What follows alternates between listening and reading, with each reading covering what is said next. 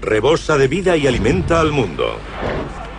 Es nuestro material básico de construcción. Los deportistas dependen de ella. La movemos por toneladas, pero puede desplazarse por sí sola con resultados fatales. A veces nos hundimos voluntariamente e incluso jugamos. ¡Sí! Otras veces solo queremos deshacernos de ella. ¿Pero es esto arte? Después de interpretar un papel secundario en torneos medievales, está lista para saltar a primer plano. Ahora la Tierra en Maravillas Modernas.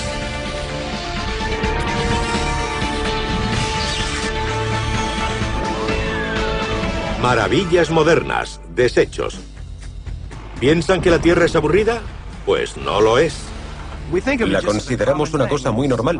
No queremos que los críos nos la metan en casa, pero sin tierra no habría vida en el planeta. Una pequeña cantidad puede contener un universo. Un terrón de este tamaño tiene tantos organismos como todos los habitantes de la Tierra. Pero mucha gente en el planeta vive también en tierra. Actualmente la mitad de los habitantes del planeta la usan para alojarse.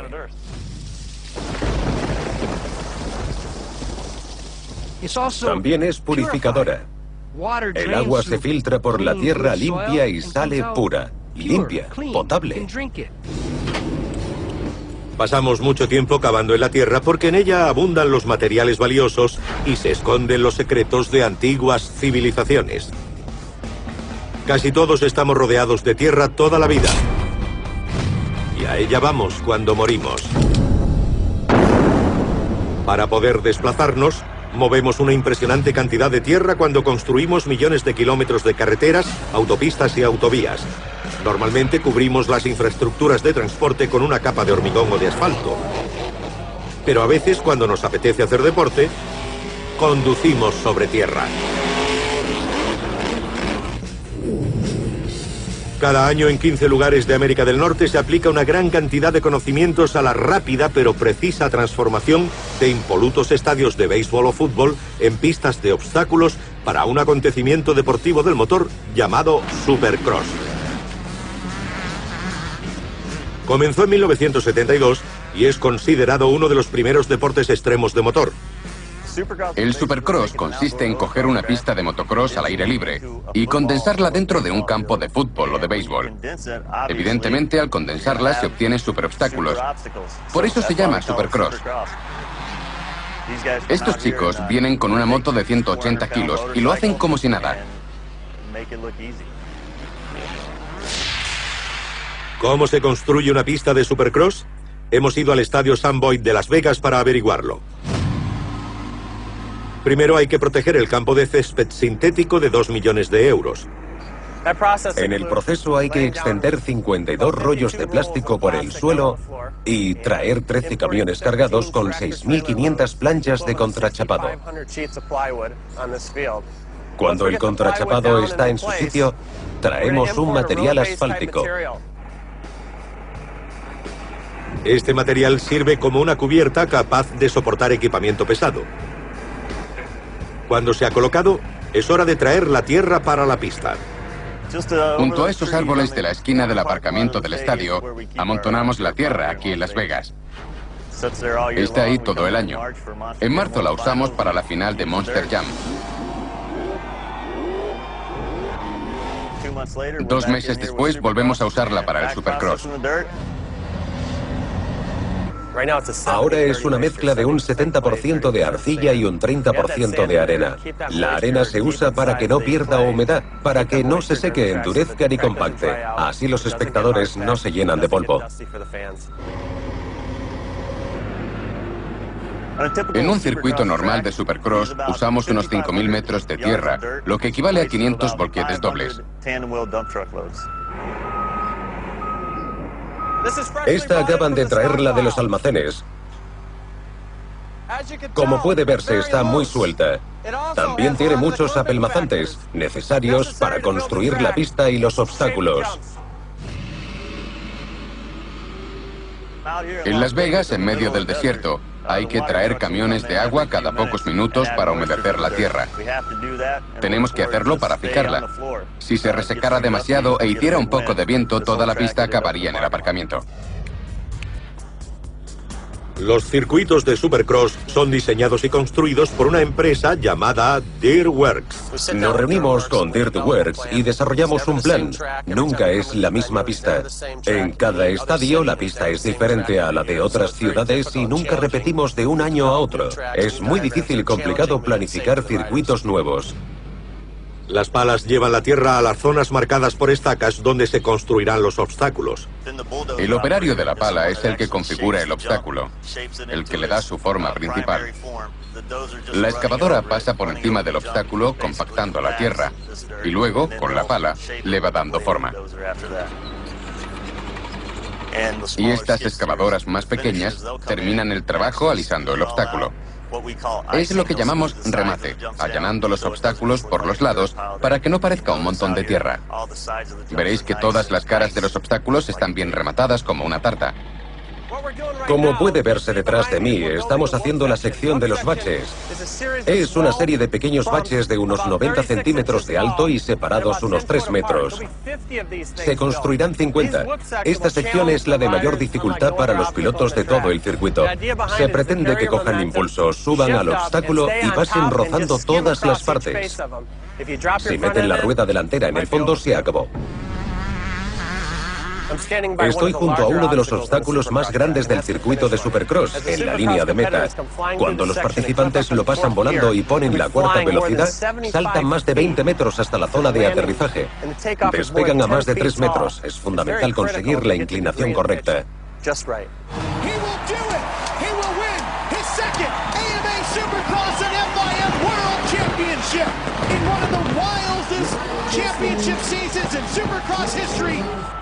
Dicen que la tierra es barata, pero de eso nada. La operación que se hace es muy cara. Pero esto estará hasta la bandera y por eso merece la pena al final. Muchos otros deportes, como las carreras de caballos, también dependen de una tierra escogida. En los campos de béisbol se emplea una mezcla de arena, limo y arcilla para crear la mejor superficie. El montículo del lanzador tiene más contenido en arcilla para que conserve su forma. Pero hay otro tipo de tierra que es esencial para el béisbol profesional. Toda pelota de béisbol puesta en juego en cualquier competición debe ser frotada previamente con un tipo de barro especial. Todos los años nos abastecemos de barro para la liga. Solo sé que procede de un lugar secreto de un río de Nueva Jersey. Lo proporciona este hombre, Jim Bintliff, del sur de Nueva Jersey. Vamos al lugar secreto para extraer el barro de este año. Suministrar el barro no es un oficio de plena dedicación. Jim trabaja en el turno de noche de una imprenta y tiene libres los días para recoger el barro para el béisbol profesional. A finales de la década de 1930, los árbitros buscaban la manera de eliminar el acabado de las pelotas nuevas para que el lanzador tuviera más agarre y más control. Lina Blackburn, un jugador y manager de la Liga Mayor, conocía este barro y se lo dio a los árbitros, descubriendo que era perfecto para lo que quería. Lina era muy amigo de mi abuelo, y cuando falleció le legó el barro a él, quien se lo dejó a mi padre, que me lo dejó a mí. Solo un puñado de personas conoce la situación del barro, y por eso vais a apagar la cámara ahora mismo. Las herramientas de trabajo son muy elementales. Cubos de plástico de 20 litros, una pala y unos zapatos que se echarán a perder. Llevo recogiendo barro más de 30 años. Recojo de 3 a 6 cubos por viaje y consigo unos 400 kilos al año. Bueno, la marea tiene que estar baja. Ahora está perfecta. Es hora de enfangarse. Como esta parte del río está cerca del mar, le afectan las mareas. Cuando baja, el barro queda al descubierto. Esto es resbaladizo, así que Jim pisa con cuidado cuando recoge el barro. Lo que hace especial a este barro es el contenido en minerales. Es diferente al de la mayoría de las demás zonas. Tiene mucho feldespato, de la familia de los silicatos. El feldespato confiere al barro una cualidad arenosa que raspa el cuero de las pelotas de béisbol.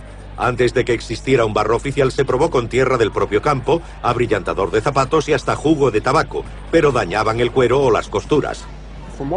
Según me contó mi padre, Lina Blackburn lo descubrió porque pescaba y nadaba por aquí.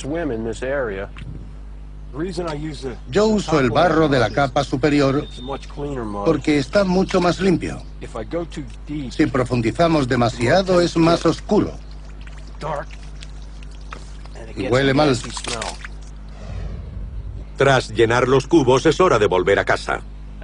Cuando sube la marea, el agua se extiende por esta zona y me cubriría. Y también cubriría mi yacimiento de barro guardando mi secreto. Jim procesa el barro en el patio de su casa. El primer paso es filtrarlo para eliminar las piedras y otros restos. Pero lo que viene a continuación es otro secreto bien guardado. Cuando ha terminado un lote, lo prepara en su taller para enviarlo. Ahora estoy enviando 400 contenedores al año. Es un trabajo sucio, pero alguien tiene que hacerlo. Solo era cuestión de tiempo que alguien dijera eso en este programa. Mientras que el barro para el béisbol es codiciado por sus características parecidas a las del papel de lija, hay otra actividad en la que un barro abrasivo puede suponer un problema. La tosca y pringosa lucha en el barro. La compañía de lucha en barro llamada Chicago Knockers actúa por todo Estados Unidos. Pero cuando fue contratada para la Feria Estatal de Hawái, el barro casi impide el acuerdo. En el continente usamos la capa superior del suelo de Illinois tamizada. Procede de la cuenca del Mississippi. Nos encanta usar esa tierra de Illinois, pero aquí en Hawái el Departamento de Agricultura no nos deja importarla. El Departamento de Agricultura ha impuesto unas normas muy estrictas para la importación de tierras a las islas. Tiene lógica porque las bacterias y los hongos que se liberen en ese entorno podrían causar estragos en los ecosistemas. Tuvimos que recurrir a una tierra especial que nos prepararon tamizándola 32 veces para eliminar los sedimentos rocosos y las cenizas volcánicas. Se coge un poco de esta tierra tamizada, se le añade algo de agua y ya estamos listos para luchar en el barro. Esta compañía se toma la lucha en serio. En lo que se refiere al barro, es un deporte de contacto total. Preferirían pelearse en su sedoso y suave fango del Mississippi, pero al menos este no araña. La primera vez que vinimos a Hawái usamos la capa superior de la tierra de aquí. Al ser ceniza volcánica era como pelear en papel de lija. Esa cosa era como una lima. Me quemé el iris de los ojos, los codos, las rodillas, pero no pasa nada, hemos vuelto. Tuvimos el mismo problema en Inglaterra cuando luchamos allí. Su tierra era tan rocosa que no pudimos usarla. Al final empleamos una masa de tarta de chocolate. Aunque el público no encuentre el atractivo de tirarse al barro, estas luchadoras sí que se lo ven. Me crié jugando y trabajando en una granja, jugando con el barro. A diferencia de las chicas de ciudad, no me asusta ensuciarme las uñas. Ensuciarse no es para tanto. Me crié en Clinton, Mississippi, en una piscifactoría. Prácticamente crecí viviendo en el barro los momentos más divertidos de mi vida. Así que pelear en el barro me lleva a la infancia. ¿Y quién no añora su infancia, Revolcarse y ensuciarse es parte de la diversión de la lucha en el barro. Pero ¿y vivir en él? La mayoría de la gente lo hace y se equivoca quien piense que las casas de tierra son solo para los pobres. ¿Por qué hacer un documental sobre tierra? Porque es esencial para que las cosas crezcan, para filtrar agua y hasta para pasarlo bien. También es útil para la construcción. Muchos animales hacen sus hogares con tierra, desde los altísimos montículos de la termita africana hasta los túneles que excava el perro de las praderas. Y nosotros también. Uno de los materiales de construcción más antiguos todavía en uso es el adobe. El adobe surge en Oriente Próximo. La palabra tub significa ladrillo de barro y se ha usado en todo el mundo. Es el material básico de construcción. En algunos lugares, los ladrillos de adobe aún se hacen a mano. Pero en Tucson, Arizona, Clay Mine Adobe los produce en masa con ayuda de máquinas.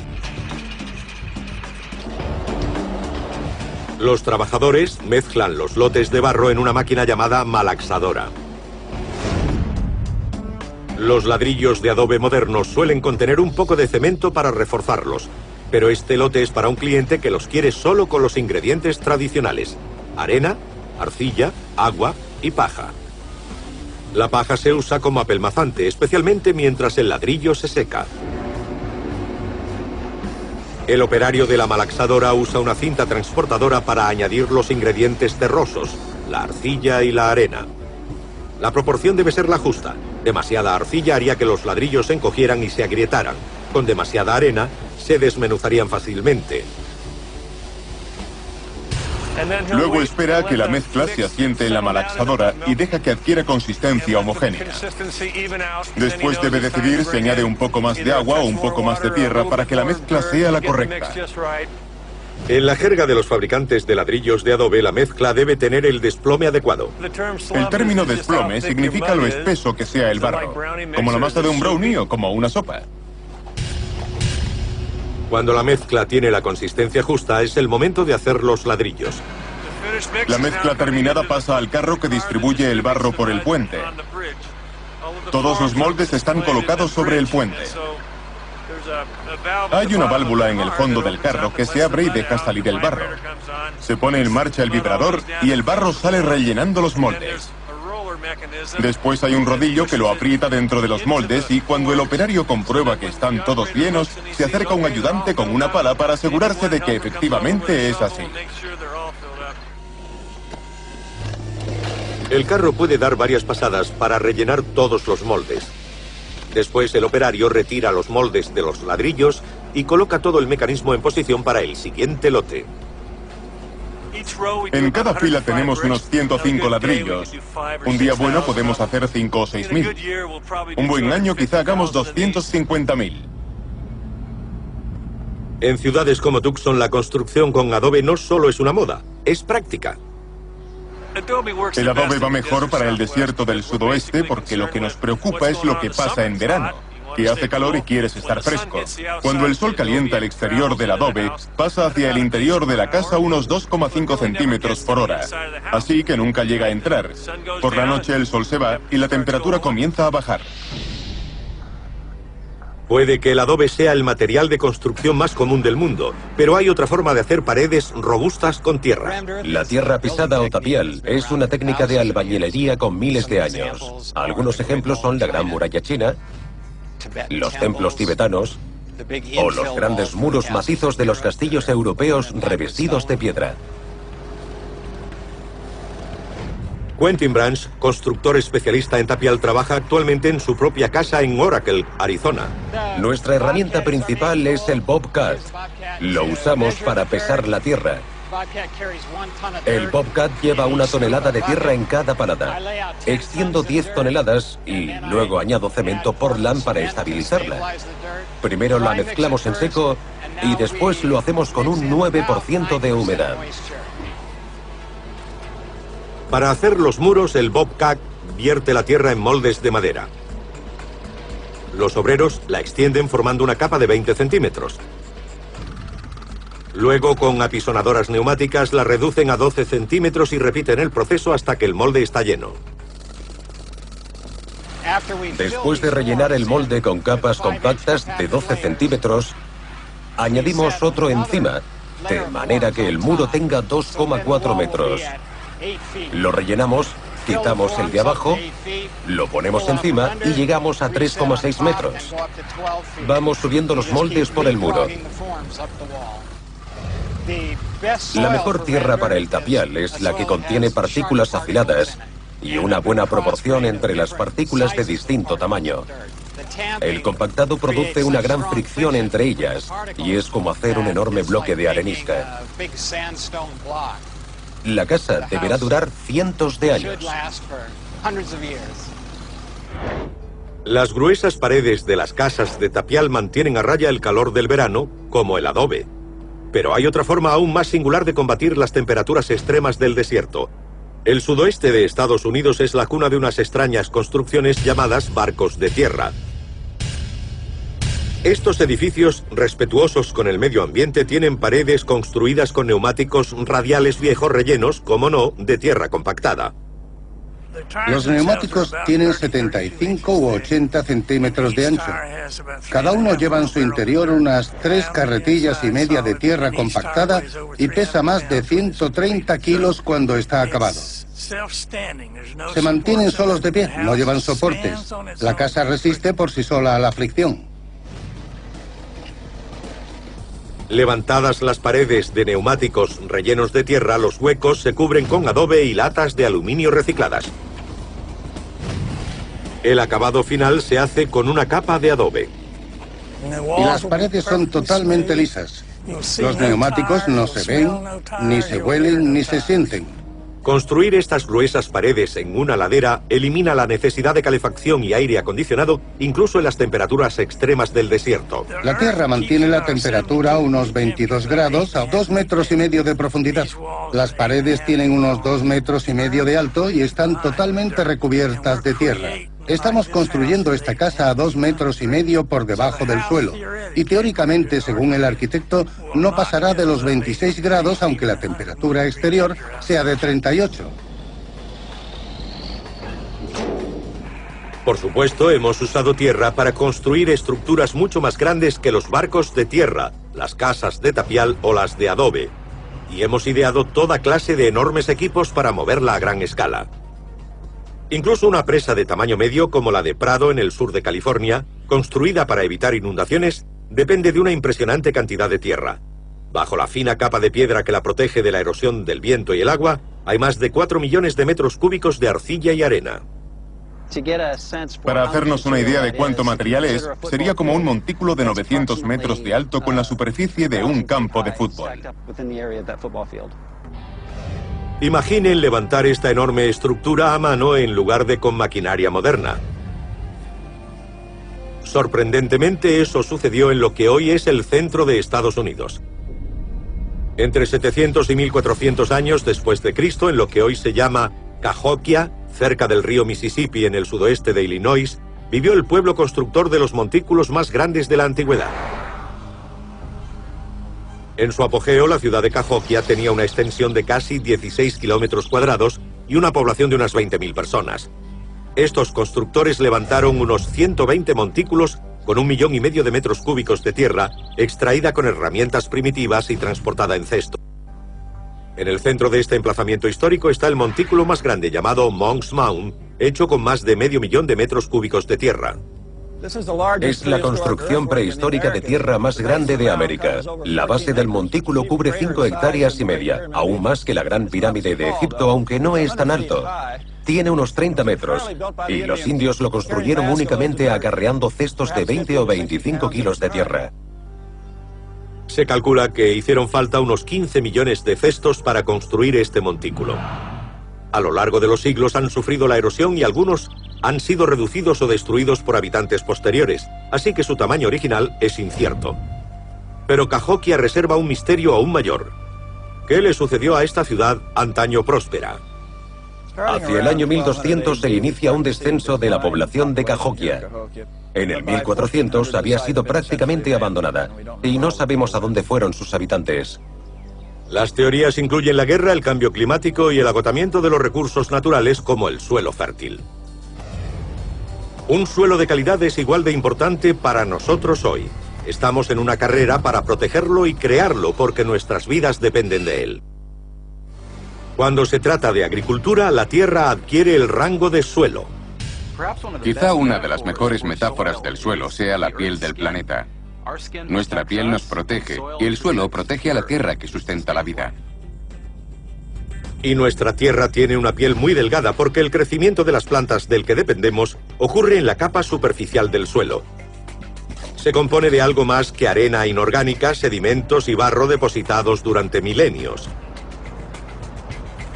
Está llena de materia orgánica, incluyendo plantas y animales en descomposición y muchos organismos vivos. Las bacterias y los hongos son muy importantes para el suelo porque descomponen la materia orgánica y la convierten de nutrientes inservibles en nutrientes útiles para las plantas. Los científicos han identificado más de 20.000 variedades de suelo en Estados Unidos. Entre ellas se cuentan algunos de los suelos más fértiles del mundo, desde los ricos en nutrientes del norte del Medio Oeste a los ácidos suelos volcánicos de Hawái perfectos para cultivar piñas. El extenso Valle Central de California, de casi 650 kilómetros, tiene suelos muy productivos que permiten que prospere todo, desde las uvas hasta el algodón. Nuestros suelos son aluviales, es decir, fueron arrastrados por ríos hace siglos desde las montañas de Sierra Nevada. Por eso son tan profundos y ricos. En el mundo, los suelos fértiles arables son la excepción, no la norma. El riego y los fertilizantes ayudan, pero se pierden más rápidamente que se crean. La tierra cultivable se pierde a un ritmo de 100.000 kilómetros cuadrados al año a causa de la erosión, la expansión de las ciudades y otros tipos de transformación. Solo el 10% de la tierra es cultivable, pero la población no deja de crecer. Por eso debemos proteger lo que tenemos. Hace 80 años, los granjeros del centro de Estados Unidos descubrieron a su pesar la importancia de proteger la capa superior del suelo. El cuenco de polvo de la década de 1930 fue el mayor desastre medioambiental de la historia de Estados Unidos. Durante casi todos los años 30 hubo una prolongada sequía. Esta zona de Estados Unidos ya había sufrido sequías en su historia, pero los granjeros que se establecieron aquí no lo sabían. Se les llamó cazadores de césped. Así eran las praderas de tierra negra de Texas antes de que llegaran los colonos y empezaran a arar el subsuelo y la superficie. No había nada más que praderas de hierba que mantenían fijada la tierra. Pensaron que solo tenían que arar y plantar igual que hacían en el este. Eso funcionó mientras llovió, pero cuando dejó de llover, no quedó nada que sujetara la tierra. La naturaleza tardó miles de años en crear la superficie del suelo de las llanuras, pero los vientos la barrieron. La región más afectada fue la de las llanuras meridionales, que se extiende por el norte de Texas, Oklahoma, Kansas y el sur de Nebraska.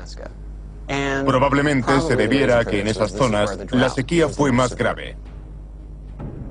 Unos 40 millones de hectáreas de las llanuras meridionales se convirtieron en tierra baldía. No había nada con que alimentar los animales, no podía cultivarse nada, no quedaba suelo para plantar. No les quedaron más que las casas. Cuando llegó la nube de polvo, pudo verse desde una gran distancia. Tuvieron que cerrar todas las ventanas, colocar trapos bajo las puertas y quedarse dentro de las casas. En cuanto a las consecuencias para la salud, el polvo se te mete en los pulmones. Podría ser exactamente igual que cuando los mineros iban hacia el este, pero en vez de pulmones negros estarían llenos de tierra. Más de 2 millones de personas se dieron por vencidas y se fueron. El precio de los alimentos se disparó en todo el país, intensificando la Gran Depresión. Pero de la crisis surgen las soluciones. El cuenco de polvo contribuyó a crear el Servicio de Conservación del Suelo. Y una de las cosas que recomendó ese organismo fue plantar árboles como cortavientos. Eso ayudó a reducir la erosión eólica. Estoy en un huerto de manzanos. Como puede verse, dejamos que crezca la hierba autóctona. Hace años, los granjeros pensaban que las hierbas competirían con los cultivos y usaban herbicidas y destrozaban la tierra. E ignoraban que estaban destruyendo su suelo porque no dejaban nada para alimentar a los microbios. Aunque los granjeros han adoptado nuevos métodos para cuidar sus suelos, la mayoría de los propietarios de casa se preocupa más por el aspecto de su jardín que de la salud de su tierra. Cuando quitas el césped que cortas o la fruta caída del suelo, estás impidiendo que continúe el ciclo natural.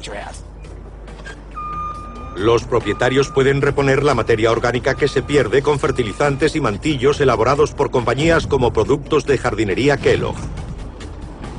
Los camiones que llegan a sus instalaciones de Lockford, California, descargan serrín y otros desechos de madera adquiridos a industrias como serrerías y fábricas de puertas y ventanas. Esto sirve de materia orgánica básica en la mayoría de los productos de Kellogg. Una pala mecánica vuelca este material en una tolva.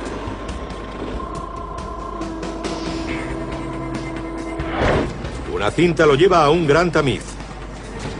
Las partículas de madera más pequeñas pasan por los huecos de 6 milímetros. Las más grandes serán molidas antes de usarlas. Cuando el tamaño de las partículas es lo bastante pequeño para el mantillo, le añadimos hierro.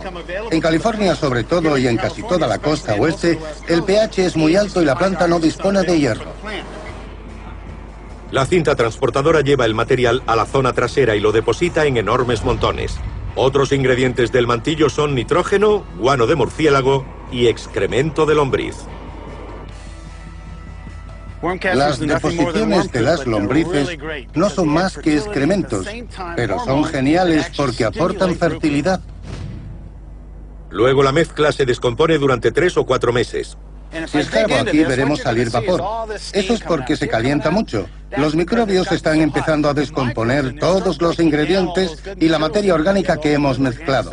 Al descomponerla liberan energía en forma de calor. La temperatura puede alcanzar 65 grados. Cuando el montón se ha descompuesto, se carga en las tolvas del exterior para llevarlo a envasar. Este es nuestro mantillo terminado, al que añadimos un poco de agua y perlita. La perlita es una roca que se expande cuando se calienta y estalla como las palomitas de maíz. Así conseguimos burbujas de aire en el mantillo para que no se apelmace.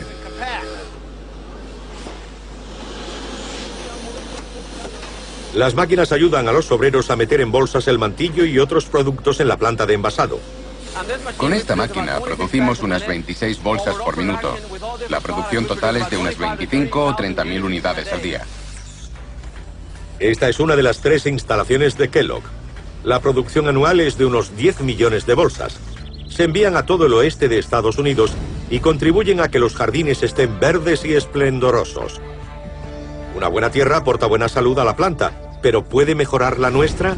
Muchos animales disfrutan cubriéndose de barro y algunas personas también están dispuestas a intentarlo. Incluso la tierra puede convertirse en algo hermoso. Durante miles de años la arcilla se ha usado para hacer alfarería y cerámica.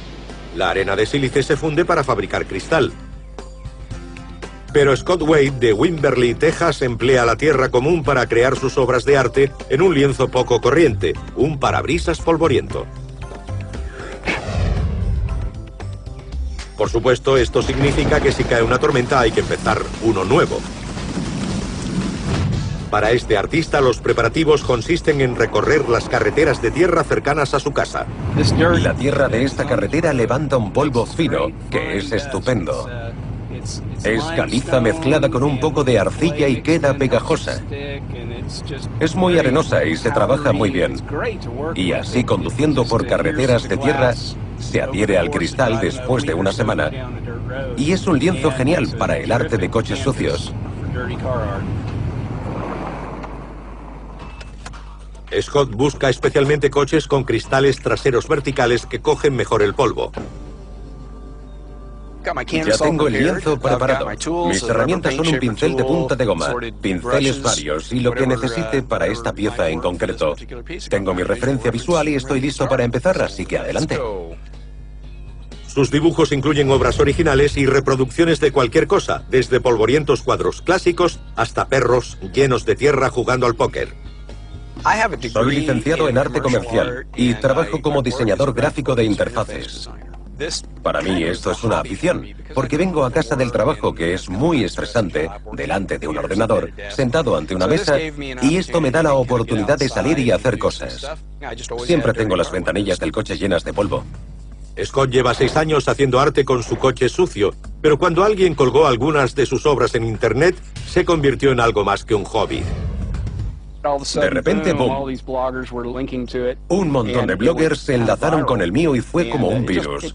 Me sorprendió porque yo me decía, ¿para qué iba nadie a mirar imágenes de polvo en Internet? Desde entonces, Scott ha trabajado en campañas publicitarias y está muy solicitado en las ferias de arte. Y para un programa sobre tierra, aquí tenéis un puñado de tierra. ¿Y qué puede hacerse con un puñado de tierra? ¿Qué tal embadurnarse con ella?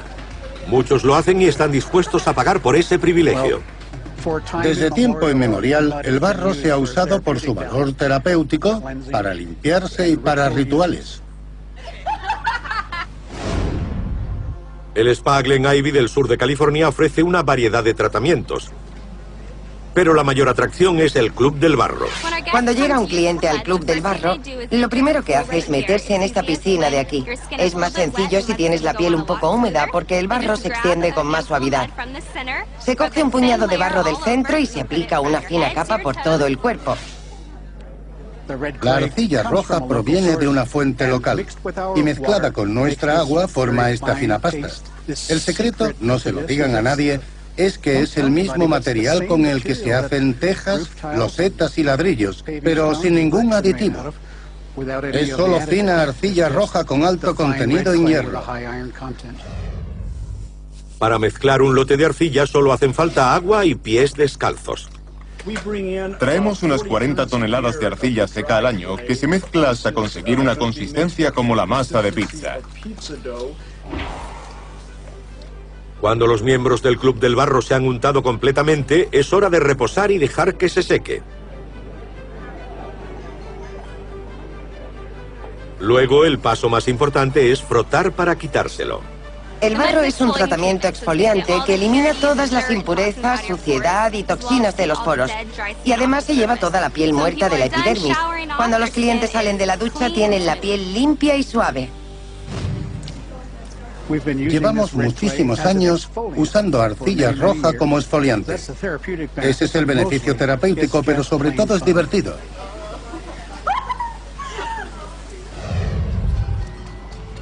En Calistoga, California, el spa Golden Haven es uno de los muchos de la zona que ofrecen otra forma de cubrirse de barro.